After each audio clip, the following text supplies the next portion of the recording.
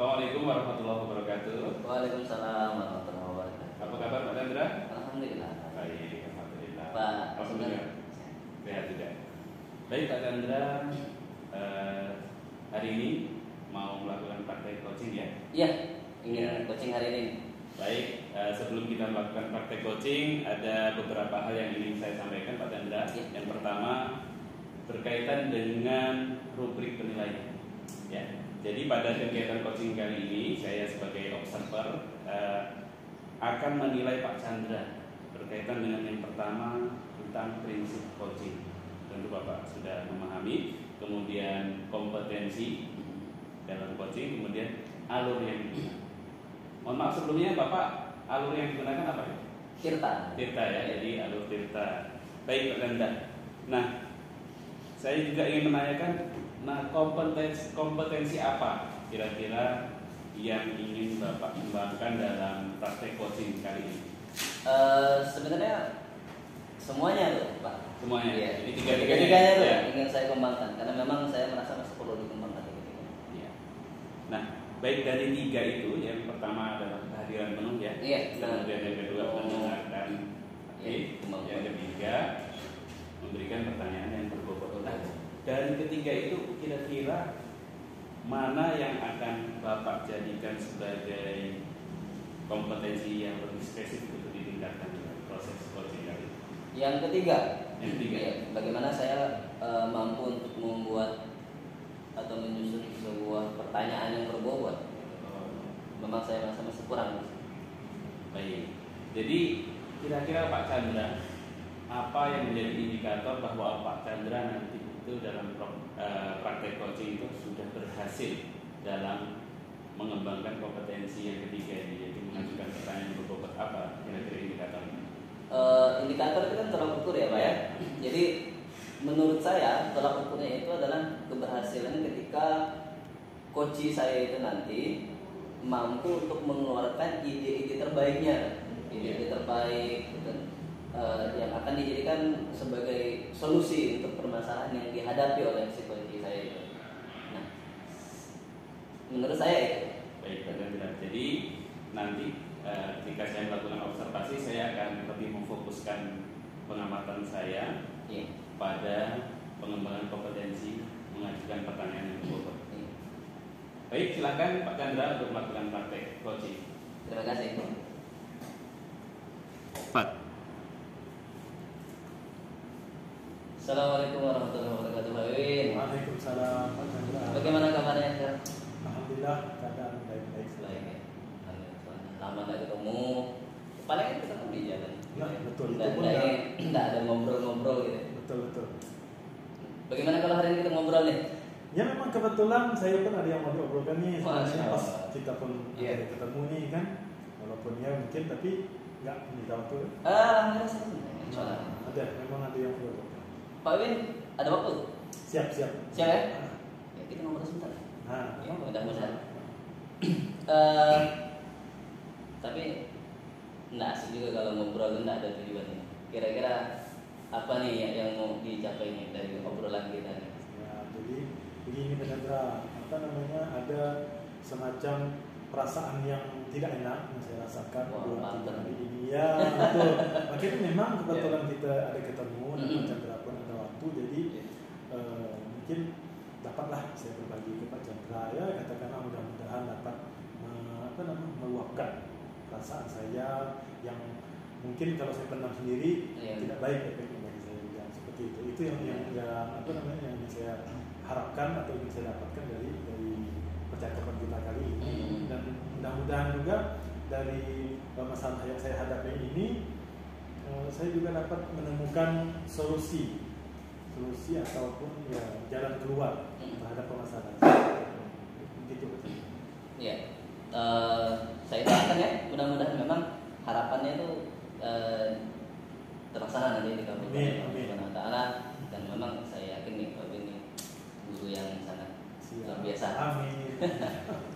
Nah ini kalau boleh tahu nih, apa sih masalahnya nih sampai membuat Pak Bebin ini tidak seperti biasanya? Oke. Baik, jadi izin cerita nih Pak Chandra. Boleh, silakan. Santai aja kita. Jadi kami di sekolah itu memang jadwal supervisi itu kan memang di setiap sekolah ada kan. Jadi pas memang pada hari pertama itu sebenarnya ada salah satu guru saya, rekan sejawat yang sebenarnya jadwal beliau. Namun oleh karena beliau ada izin, ya, ada sesuatu hal yang memang memang dibenarkan. Jadi kepala sekolah tersebut meminta saya untuk disupervisi. Dan saya pun ya yang namanya kita sebagai guru kan harus siap seperti itu kan. Jadi tidak sesuai jadwal nih. Memang tidak sesuai jadwal. Karena harusnya jadwal ini sebenarnya teman saya dan ternyata pada saat itu dia tidak masuk. Jadi ya saya yang diperintahkan oleh Pak Sekolah untuk disupervisi karena memang beliau hari itu tuh harus mensupervisi. Jadi harus satu orang harus ada yang disupervisi. Jadi seperti itu. Tapi itu sebenarnya adalah awal dari ya katakanlah awal dari yang membuat perasaan saya tidak enak itu kan ketika persiapan saya ini ya katakanlah tidak maksimal. Jadi pada saat supervisi saya melaksanakan proses pembelajaran itu sama seperti yang saya laksanakan di kelas baik sebelum supervisi. EPP itu kan tetap, kemudian media saya menggunakan di situ media gambar itu saya download di Google dan saya tampilkan melalui fokus melalui desktop dan seperti itu karena memang hari itu pun memang saya tidak membawa dan juga memang sebenarnya saya pun tidak terpikir ke media karena memang bukan jadwal saya seperti itu Pak Chandra. Kemudian pada saat proses supervisi tadi, saya menjelaskan kemudian saya memberikan pelajaran itu sebenarnya seperti apa yang saya lakukan pada saat proses pembelajaran walaupun tidak supervisi seperti itu. Artinya tidak ada rekayasa atau tambah-tambahan sebagaimana biasanya. Jadi di situ saya melaksanakan atau membuat media yang memang menurut kepala sekolah saya tadi ini setelah supervisi katanya Bapak harusnya menggunakan media yang real, yang nyata, yang dapat ya katakanlah diamati langsung, dipegang, diraba ataupun dapat dibawa pulang oleh siswa seperti itu. Beliau inginnya itu seperti itu. Namun saya mungkin karena memang saya pun karena ada rasa rasa mau mempertahankan pendapat saya karena memang saya lihat proses pembelajaran saya sebelum ini pun siswa ini termasuk aktif, ceria dan juga kayak semangat seperti itu karena saya menampilkan gambar-gambar, saya menampilkan video dari fokus kan.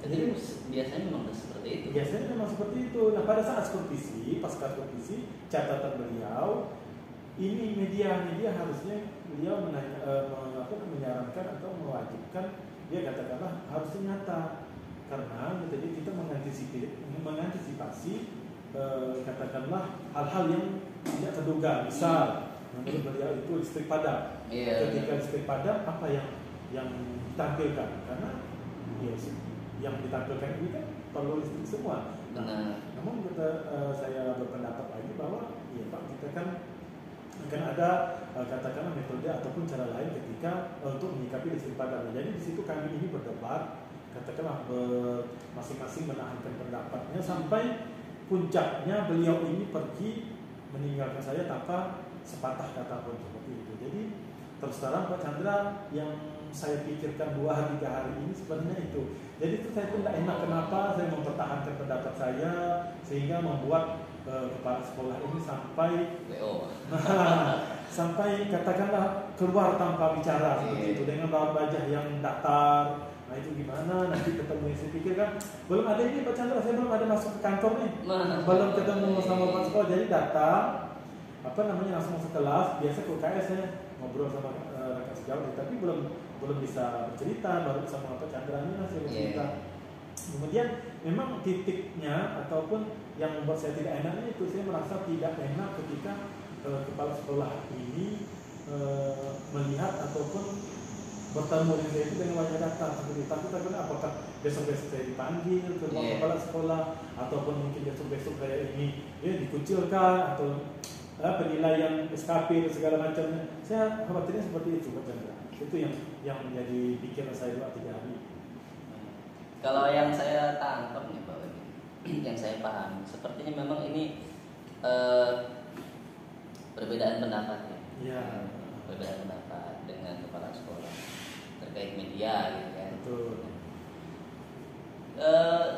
Sebelumnya pernah nggak Pak Wiwin mengalami permasalahan yang mirip-mirip seperti ini? Dalam artian berbeda pendapat dengan mungkin rekan sejawat atau dengan teman gitu. Pernah?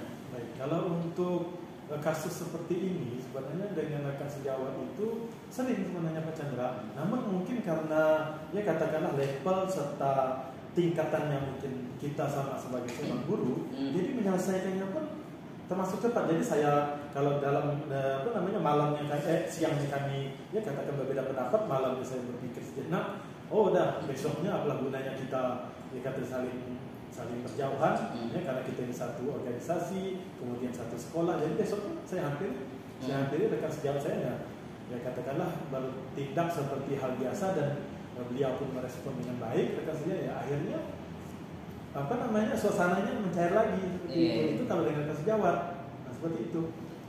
Tapi ini dengan kepala sekolah nih, beda nih. Kepala sekolah, saya takutnya apakah saya dipanggil dulu ke ruang kepala sekolah. Nah, kira-kira bisa nggak pengalaman-pengalaman yang tadi itu kita coba nih, kita coba terapkan dengan kepala sekolah? Bisa nggak cara menurut pendapat Pak Wiwin? Nah itu, menurut saya sih sebenarnya bisa saja sebenarnya. Jadi mungkin dari inisiatif saya mungkin langsung ketemu beliau ataupun langsung menghadap ke ruang kepala sekolah, membicarakan ini, meminta maaf ataupun ya saling bertukar pikiran lagi ataupun mungkin ngobrol santai. Bisa sih, ya sebenarnya bisa bisa dicoba bagaimana kita ini sebagai guru ya paling tidak dengan kepala sekolah ini paling tidak harusnya kita dulu yang memulai menyapa ataupun bertemu dengan beliau, kemudian ya mungkin bicara santai lah ataupun ya katakanlah untuk memulai pembicaraan misalkan menanyakan FPP, menanyakan buku, mungkin seperti itu bisa dimulai Pak. Jadi saya tangkap beberapa ide dari Pak Wiwin yang mungkin secara spontan gitu ya pada saat ngobrol tadi keluar itu ide-idenya tuh. Saya rasa itu luar biasa idenya, ya kan? Tadi ada menyapa dulu, kemudian bertemu langsung, bertegur sapa, terus bincang santai juga tadi, gitu kan? Nah, itu idenya udah luar biasa sekali. Tapi apalah artinya sebuah ide kalau kita hanya sekedar ide kan? Kira-kira bisa nggak kita dari ide-ide tadi itu kita susun dalam sebuah tindakan nanti? Apalah kira-kira tindakan setelah ini? Rancangan atau rencana Pak Wiwin? Ya, memang sebelumnya saya pun tidak kepikiran Pak Chandra. Oh ternyata hal ini karena mungkin saya berpikirnya kemarin itu kan dengan rekan sejawat, ini dengan kepala sekolah. Saya tidak berpikir kenapa tidak dicoba. Apa cara kita dengan rekan sejawat tadi kita gunakan untuk kepala sekolah yang betul.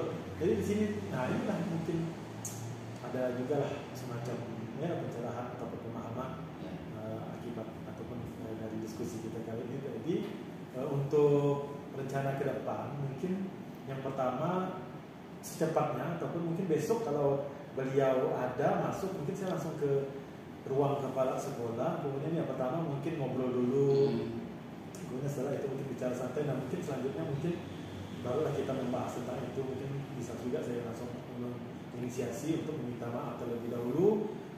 Memang ada benarnya apa yang dikatakan oleh Pak Sekolah tadi.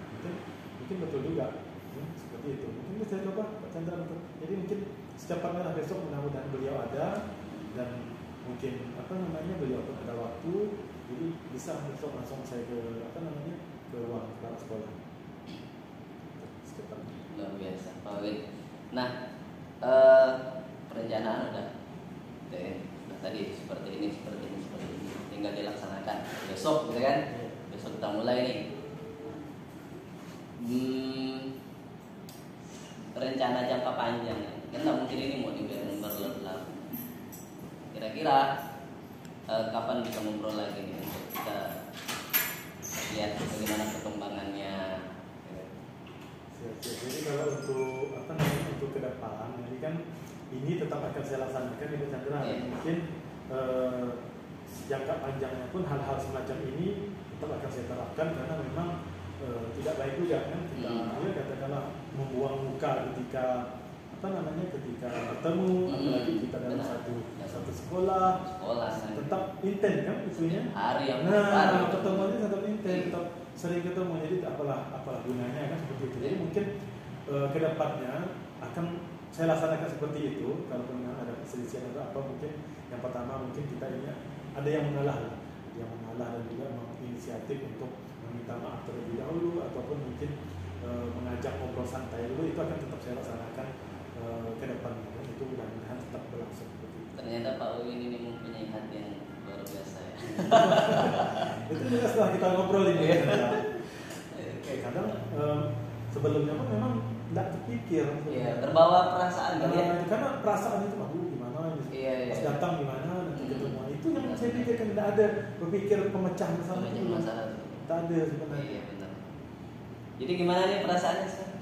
Ya alhamdulillah, karena memang tadi sudah kita temukan solusinya, kemudian ternyata mungkin bisa kita kita terapkan terhadap solusi yang dengan mereka sejawat kita coba terapkan kepada Pak Sekolah. Mungkin dengan adanya bus itu ya sangat-sangat membantu ya.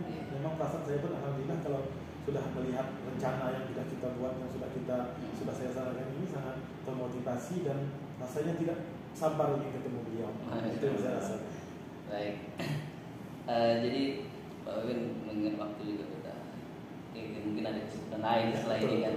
Yang jelas obrolan kita ini saya bukan menggurui di sini ya Pak Win ya. Kita adalah rekan satu profesi gitu kan, sering ngobrol juga.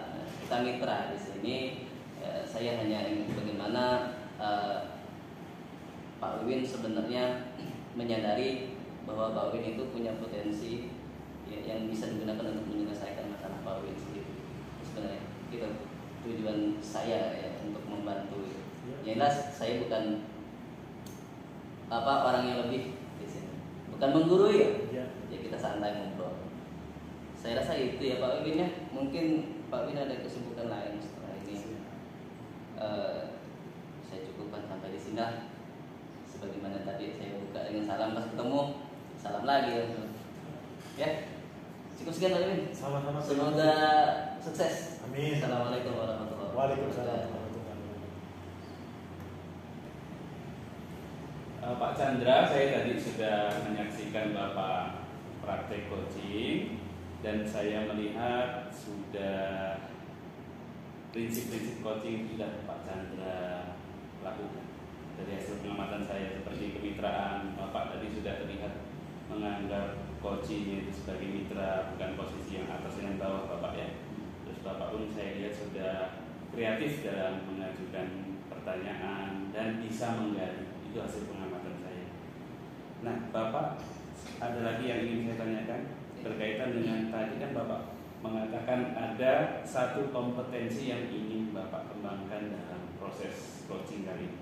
Kira-kira apakah tujuan Bapak tadi dalam mengembangkan satu kompetensi tadi, yaitu mengajukan pertanyaan yang berbobot, sudah tercapai atau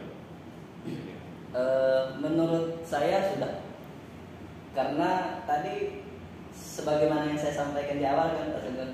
Jadi tolak ukurnya itu ketika coach saya itu nanti mampu untuk mengeluarkan ide-ide terbaiknya yang akan digunakan menjadi solusi gitu kan.